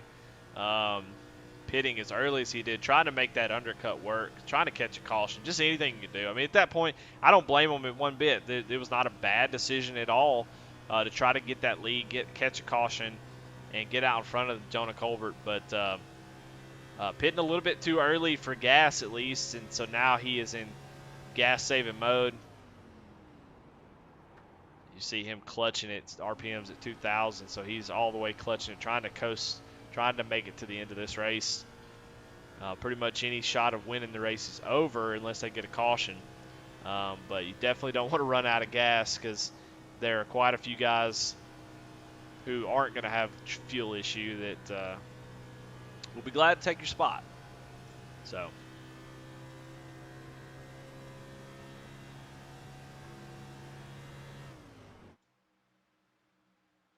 we'll check in on Mark as he is starting to work his way towards Tracy, trying to break into the top 5. And I don't want to give awards too early, but man, it sure does seem like that the Ray Cobb Hard Charger Award is going to go to Mark Arthur. Man, what a fantastic drive. I don't want to repeat myself a whole bunch, but it's just impressive when someone has a bad race and see what they're made of, see what they can do to make the best of it. And big props. I've got a lot of respect for Mark Arthur after last week. You see Jonah Colbert coming into the picture, getting ready to put these guys a lap down, but a lot of respect for coming out here, having an incident early, and just trying to make the best of it. And he has. So trying to make his way in the top 5, which would be a hell of a turnaround for him.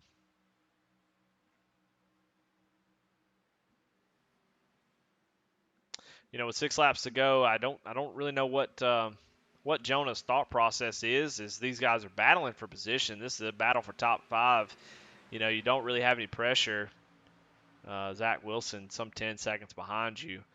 So it may be worth just to let these guys battle it out. Just ride back there, take your victory. But at the same time, if I'm looking at these front drivers, is Mark Arthur going to take a little block, trying to stay on the lead lap? A caution does come out. They go around, so I understand wanting to race. That's what I said. Jonah's going to have to be careful, knowing these guys are fighting for position here. Jonah is going to look to the inside. Mark going to come down, not give him. Jonah wants to, he's the leader. He wants to get that room. Unfortunately, that's not how racing works. And so Mark Arthur fighting. He knows he's trying to get 5th from Tracy, but he also wants to stay on the lead lap. But Jonah wants to fight as well to get these guys a lap down, because if a caution does come out, these are 2 less guys he's got to contend with. So lots of decisions to make. I don't think there are going to be any cautions, so I'm not sure it's worth really fighting this hard, especially with 3 laps to go for Jonah. But he's going to go ahead and,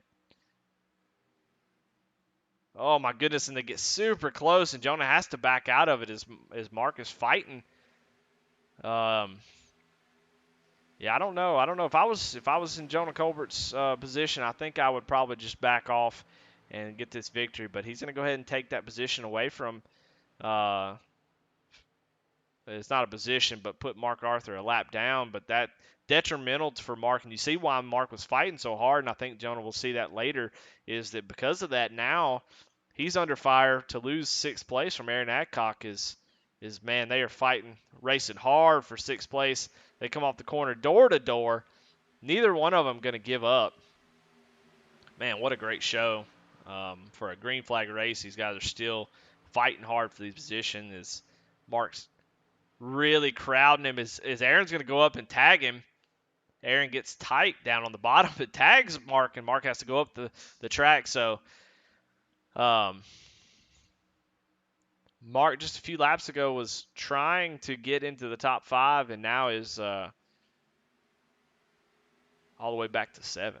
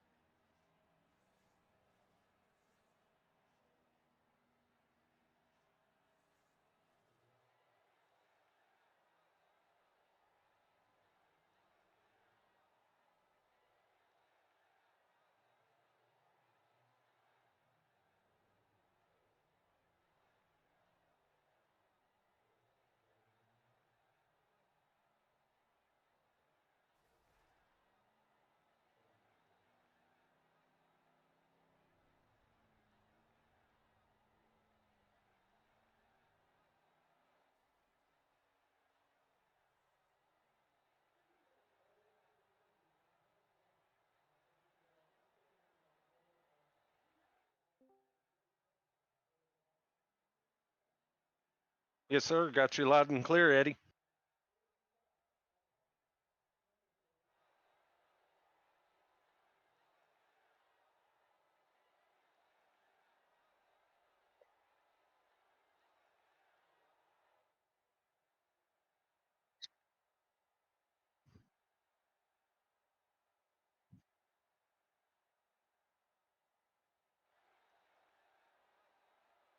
Race went pretty good, just trying to save the tires as much as possible tonight. This track just eats them alive. So just trying to get in a rhythm, trying to get after it, and just making my way to the front.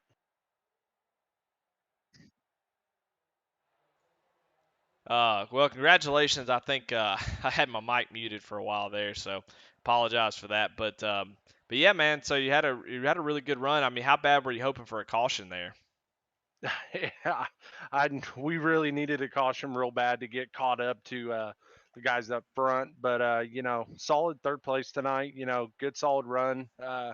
Wish we had better luck with our other teammate Justin. I know he slapped the wall. Earlier. We were trying to get us all up in the top 10 tonight.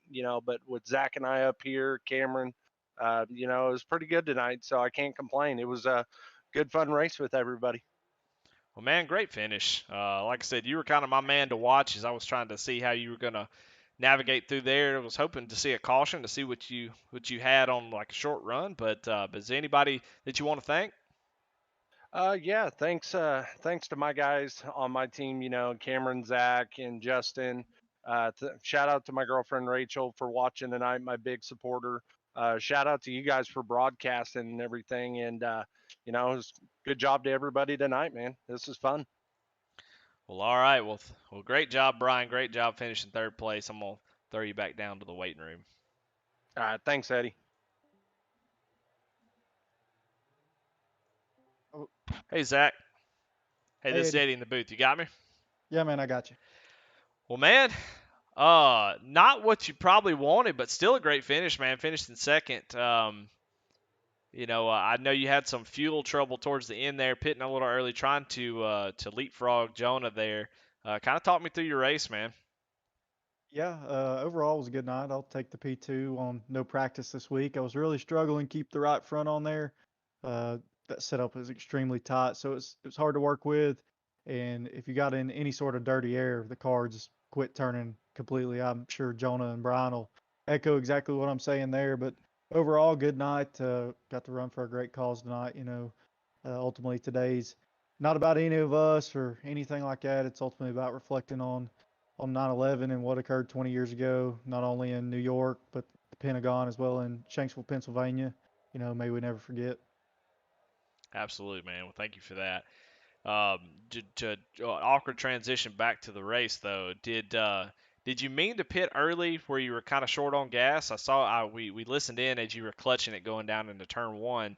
Um, did or did you mean to pit that early? Yeah, I was gonna try to cut it as close as I could, just to maybe undercut Jonah a little bit, and I put it as best as I could because I think it was the last 25 laps or so I clutched into one. But honestly, that helped me out. I was able to the car turned better without any power to the rear wheels, so I was highly impressed with that. But yeah, it started sputtering going into three, and then had my buddy Brian there help me push me back around. So Well, awesome, man. Well, hey, it's always good to see you in here. It's always fun watching your race, man. And so, is there anybody you want to thank? yeah, big shout out to my TechWorks sponsor. They're not on this car tonight. This car's, dedicated to my brothers in blue and really good friends who were taken from us way too soon back in April of this year. Shout out to my RTR teammates, Brian Fine, Cameron Combs, and Justin Hendry. They all ran really good races tonight. And shout out to you guys for throwing everything together for the broadcast tonight. And congratulations, Jonah. All right, man. Well, thank you so much. Yep, thank you. Really good showing for that team, finishing second and third. But the man of the hour, man, Jonah Colbert. This is Eddie in the booth. You got me? Hey, fella. Man, there's not much to say. I don't even want to hear about your race. I saw it. It was a dominating performance, man. Just we watched your in car as you were early on in the race, and you were really getting a good drive off of turn two. Seemed to be where you were making the your time up. kind of walk me through your race. So you were able to get the lead and worked your way out to about a second, 1.1, 1.2 second lead over Garrett, and then went into the pits and came out with a 3 second lead, man. So just kind of talk me through that and how all that went. First off, I just want to give a shout out to everybody in the race because this was an incredibly clean race. You Mm. know, it's not very often you can do this long of a race and not have any cautions. I know we had one early, but aside from that, it was just clean all around. Everybody was real respectful. So shout out to everyone in the field for doing that. But as far as my race goes, I was still struggling when the race started to figure out 1 and 2 as far as my braking and my throttle points, just because the setup was different from the last race here, and I was experimenting with different things, and I figured out early that tire wear didn't matter because you were going to burn them up whether you were going slow or whether you're going fast. And once I figured out that braking point, it kind of changed my lap times for me, and I was just rolling the corner a lot more. And once I got out front, clean air was really important because when I got behind a couple of lap cars, the aero push off 4 was brutal, and I had to lift several times off of 4 behind lap cars. So I'm sure that played a factor for some people. Other than that, it was just, being consistent and pushing it really hard into 1 and then letting it roll. And then after that, getting on and off pit road as fast as I could and just kind of set sail from there. Not a lot to say other than just great driving by everybody. It was a good race. Yeah, absolutely. Being able to go green flag for that many laps is a testament to the drivers here. But as you were coming down to the end, the what was your thought process trying to as you were putting fifth and sixth a lap down? What was your thought process as far as like should I try to get around them? Should I just wait with about 3 4 laps to go? Kind of talk me through your thought process there. Well, I know Mark is fast, and if we were to get a caution, he's not someone I want on the lead lap with me because he could beat me. That's just how much respect I have for his speed. And it was like, man, I see he had a little bit of damage on one side, and my thought was if I could put him a lap down and maybe even the next car lap down and keep them from being on the lead lap on a restart, it does 2 things. It keeps him off my back, and then I can come in and get tires on the green white checkers, and if everybody else stays out, well, I've only got 4 or 5 cars to pass on a green white checkers with brand new tires, and they'd be on 60 lap tires, so that would be an advantage or whatever. So it was to me, it was just putting as many cars a lap down just in case caution came out, and you know just the respect for their speed. You know I know those guys are fast, and if we got a caution, I knew he'd be up there racing me. So Right. Well, all right. Well, man, like I said, amazing performance. Really put on a show for JC Motorsports. JC Motorsports finishing first and fourth and eighth. So a really, really good showing for them. For you guys, any sponsor shout outs? Anybody you want to shout out for this win? man, thank you for stepping up to put on this series and broadcast. And we've shuffled broadcasters, as you know, several times over the last month or two, and it's been hard to keep someone. And so having you fill in and broadcast is just, man, it's a blessing, and really appreciate it. I want to thank my teammates over at JC Motorsports. Daniel Cunningham. Obviously, you, Steve Loving, Chris Reese, who wasn't able to make it tonight, but they were all helpful tonight and managing the race. And I just want to give a prayer and thoughts to the families that were affected by 9/11, the people that lost someone. This is a very important day for everyone here in the U.S. And it was nice to see the lap 11, stop on pit road and the pre-race prayer. So shout out to Kai for putting that together and Logan for helping get everybody sorted out there. And that's it. All right. Well, one last question before I let you go. You are the points leader as we head down this stretch before the playoffs. Kind of what's your mentality? I mean, if you could do this every race, I think you're in good shape. But kind of what's your mentality as we start to think about championship, man? We start thinking about trying to get another belt in the original Rebels Racing League. What's your thought as you go into these next few races? Uh, Pacing myself and not burning out, man. It's easy to get excited and want to jump in and start, you know, practicing every single day for a race and just making sure I don't burn myself out doing that. And knowing that, you know, regular season's one thing and the playoffs are entirely different. So, with these playoffs, it's a single race each round. And so it's very important on each race to take care of your equipment. Don't get spun out. Don't don't damage your car and take care of it. It's not always about a win in the playoffs until we get down to the final round or two. So just being patient and you know letting kind of things work themselves out and do what I normally do. Well, all right, man. Well, again, congratulations. Dominant performance. Not much to say about that race other than you just crushed them. So, congratulations, man, and looking forward to next week. All right, man. Appreciate it. Well, there you have it. Race winner Jonah Colbert, just dominating performance. Like I said a couple times, but we'll go through the results one more time. Then we got some awards to give out, so we're gonna go ahead and do that. Um, Top five, we'll start with Tracy Passons. Aaron Adcock finished in sixth. Mark Arthur, like I said, our Ray Cobb Hard Charger Award, finishes seventh. Daniel Cunningham finished eighth. Cameron Combs, ninth. Garrett Kinder, disappointing, uh, disappointing finish for him. He was running top three all race, and definitely going to be the P&J Motorsports Hard Look Award as he gets out of the groove a little bit, clips the wall, and just has a tough time from there. So finishes 10th though, a good top 10 finish. Kai Shepard finishes 11th. Justin Hendry finishes 12th, 13th with Clint Reist. Or Reist, and I'll get that clarification. 14, Jason Lottridge. 15th was Brandon Wallace. 16th, Josh Lokenvitz after that incident early on. 17th, Joshua Thompson. 18th, Chuck Pegleg Phelps. 19th, Brandon Pollock. 20th, Logan Sturgeon. And bringing up the rear field with just some issues and just a tough race is Jason Warren in 21st. So, but man, what a great race. I love, there are times where caution fests are fun, and there's, some people may think that a race going green to flag is pretty much, at least, is a little boring. So, but this one was not. This one's exciting. There was a lot of storylines, a lot of things to talk about, and I think these guys really put on a show. But a lot of thanks to them for doing a great job tonight. Really, really fun first broadcast here in the Cup Series. Looking forward and hoping that they ask me to come back and do it again because I had a blast. Um, but yeah, let's try to bring up the schedule here and see if we can't look at what we got going on. Lord of mercy.